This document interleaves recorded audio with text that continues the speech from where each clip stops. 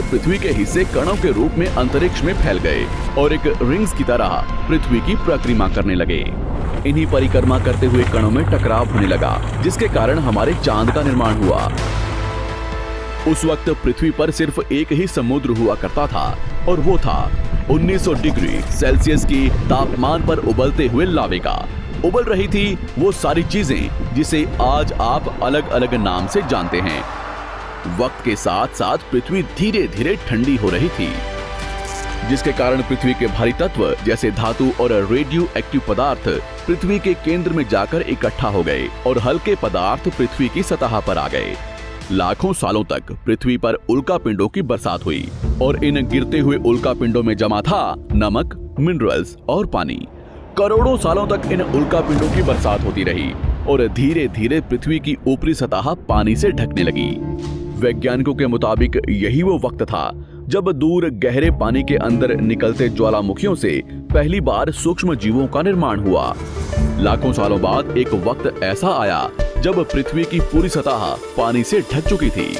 हमारी पृथ्वी के सबसे अंदर का कोर रेडियो एक्टिव पदार्थ से बने होने की वजह से हरदम गर्म होता रहता है, लेकिन जब भी पृथ्वी की ऊपरी जमीन ठंडी हो जाती है तब पृथ्वी के अंदर की गर्मी बाहर नहीं निकल पाती, जिसके कारण ज्वालामुखियों का निर्माण होता है।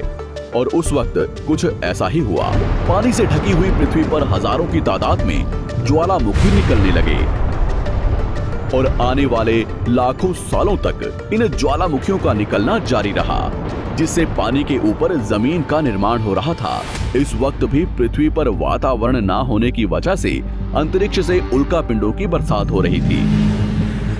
आज से लगभग 300 करोड़ साल पहले पृथ्वी पर ऐसा वक्त आया जब पृथ्वी का वातावरण लगभग स्थिर होने लगा था। ज्वालामुखी निकलने धीरे हो गए थे और पृथ्वी का एक दिन 12 घंटे का हुआ करता था। साल बीतते गए और धीरे धीरे ये सूक्ष्म जीव विकसित होते गए और समूह में रहने लगे। आज से लगभग 250 करोड़ साल पहले पहली बार पृथ्वी पर ऐसे जीवों का निर्माण हुआ जो जीने के लिए ये पानी के अंदर के मिनरल्स यानी खनिज पदार्थ और धूप का इस्तेमाल करते थे और मल त्याग के रूप में ऑक्सीजन बाहर निकालते थे। इस वक्त तक पृथ्वी पर ज्यादातर ज्वालामुखी निकलने बंद हो चुके थे और इन माइक्रोबैक्टीरिया की वजह से वातावरण में ऑक्सीजन की मात्रा बढ़ रही थी। वातावरण में ऑक्सीजन बढ़ने की वजह से पृथ्वी का वायुमंडल बनना शुरू हुआ और आने वाले हजारों सालों तक वातावरण में ऑक्सीजन की मात्रा बढ़ती रही, जिसकी वजह से पृथ्वी के ज्यादातर हिस्सों में ये सूक्ष्म जीव फैल गए। हजारों सालों बाद एक वक्त ऐसा आया जब पृथ्वी में ज्यादा ऑक्सीजन बढ़ने के कारण ये सूक्ष्म जीव मरने शुरू हो गए। उस वक्त तक पृथ्वी का वातावरण ठंडा होने के साथ साथ ऑक्सीजन से भी भर चुका था, जिसके कारण जमीन और वातावरण में स्थित आयरन यानी लोहे के मिनरल्स पानी में स्थित ऑक्सीजन से रिएक्ट होने लगे और एक वक्त ऐसा आया जब पृथ्वी की जमीन आज के मार्स के जैसे लाल हो चुकी थी। वक्त बीतने के साथ साथ धरती की टेक्टोनिक प्लेट्स में दरार होने लगी, जिसके कारण पृथ्वी के अंदर का लावा जमीन की तरह कई लाखों सालों तक खुला उबलता रहा और यही वो कारण था जिसके कारण पृथ्वी के वातावरण में कार्बन डाइऑक्साइड की मात्रा बहुत बढ़ गई और पृथ्वी पर एसिड की वर्षा शुरू हो गई। एसिड रेन की वजह से पृथ्वी का तापमान घटने लगा और तापमान इतना घटा कि पृथ्वी के ऊपर स्थित पानी बर्फ में परिवर्तित होने लगा। पृथ्वी पर पहली बार भयंकर आइस एज आया। इस वक्त पूरी पृथ्वी सफेद बर्फ से ढक चुकी थी। आमतौर पर जब धरती पर सूरज की किरणें गिरती हैं, तब जमीन उन किरणों को सोख लेती है, मगर क्योंकि पूरी पृथ्वी बर्फ से ढक चुकी थी और क्योंकि बर्फ सफेद और चमकीली होती है, जिसके कारण सूरज की किरणें धरती पर गिरने के बाद वापस चली जाती थी। इसी कारण से पृथ्वी कई लाखों सालों तक बर्फ से ढकी रही, मगर फिर से पृथ्वी के अंदर स्थित गर्मी ज्वालामुखी के रूप में निकलना शुरू हो गई और इन ज्वालामुखियों से निकलने वाली गर्मी ने बर्फ को पिघलाना शुरू कर दिया। इसी बीच पृथ्वी की गहराई में बचे कुछ सूक्ष्म जीव धीरे धीरे बदल रहे थे और अब वो ऑक्सीजन को अपने शरीर को बड़ा और जटिल बनाने के लिए इस्तेमाल करने लगे थे। इस बीच पानी में अलग से भी छोटे समुद्री पौधे निकलने शुरू हो चुके थे। बाहर जैसे जैसे ज्वालामुखी निकल रहे थे, वैसे वैसे वातावरण कार्बन डाइऑक्साइड की वजह से गर्म हो रहा था। वक्त के साथ साथ बर्फ तो पिघलने लगी, मगर धरती पर फिर से एसिड की वर्षा शुरू हो गई, जिसके कारण फिर पृथ्वी ठंडी होने लगी और फिर पृथ्वी की ज्यादातर सतह बर्फ से ढक गई। ऐसा बार बार कई हजारों सालों तक होता रहा और इसी कारण से अब समुद्री जीव धीरे धीरे वातावरण के हिसाब से विकसित हो रहे थे। इस बीच कई सारे जीव और समुद्री जंगल विलुप्त हो गए, मगर जो बच गए वो धीरे धीरे पृथ्वी के बदलते तापमान के हिसाब से ढलते गए और अब हजारों सालों बाद समुद्री पेड़ बर्फ की वजह से पूरी तरह से मरते या सूखते नहीं थे। अब सूक्ष्म जीव समुद्री जीव बन चुके थे। जब फिर से ज्वालामुखियों ने पृथ्वी की बर्फ को पिघलाना शुरू किया, तब ये समुद्री पेड़ जल्दी विकसित होकर फैल गए। धीरे धीरे वातावरण में ऑक्सीजन की मात्रा बढ़ने लगी और पृथ्वी पर होने वाली एसिड की वर्षा कम होने लगी। वातावरण में ऑक्सीजन आने की वजह से पृथ्वी की ओजोन लेयर्स मोटी होने लगी और आज से लगभग 47 करोड़ साल पहले पृथ्वी की ऊपरी सतह पर पहली बार मोसोस नामक प्लांट उगना शुरू हुआ।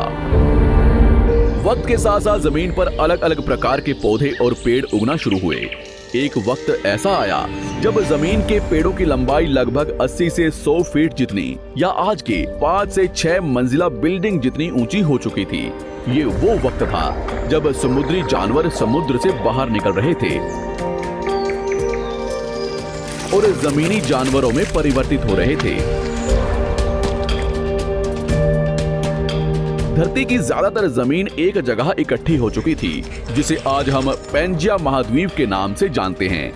पृथ्वी का वातावरण और तापमान लगभग स्थिर हो चुका था और अब करीब 21 से 23 घंटे का दिन हुआ करता था।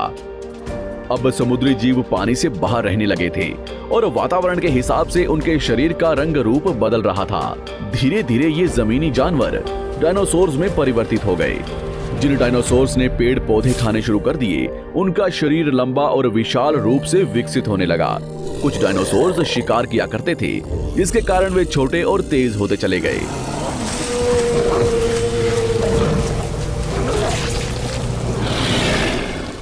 पृथ्वी की ऊपरी जमीन एक जगह इकट्ठी होने के कारण ज्यादातर जमीन रेगिस्तान और बंजर हो चुकी थी। ज्यादातर जंगल समुद्र के करीब हुआ करते थे, जिसमें डायनासोर्स रहा करते थे। आज से लगभग 20 करोड़ साल पहले पैंजिया महाद्वीप टूटना शुरू हो गया।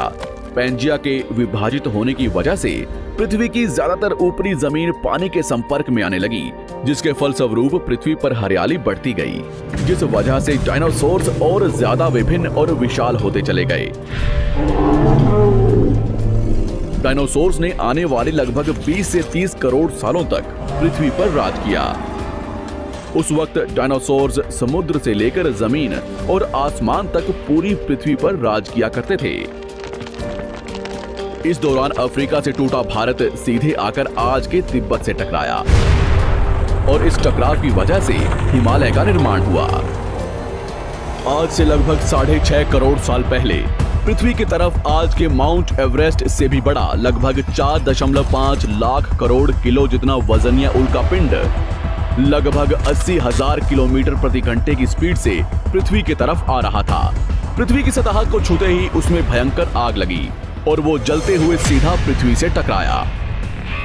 इस टकराव से निकलने वाली ऊर्जा आज के 10 करोड़ परमाणु बम एक साथ फटने के बराबर थी।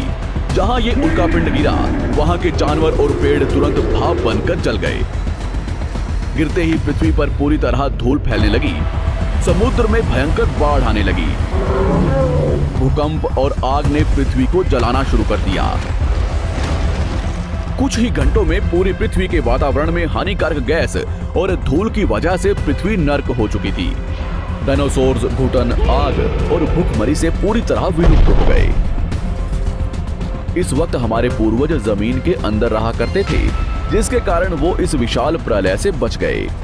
पृथ्वी का वातावरण पूरी तरह से काला और अंधेरा हो चुका था, जिससे धूप भी जमीन तक नहीं पहुंच पा रही थी। पृथ्वी के पेड़ और ज्यादातर जानवर विलुप्त हो गए। वातावरण में धूल और हानि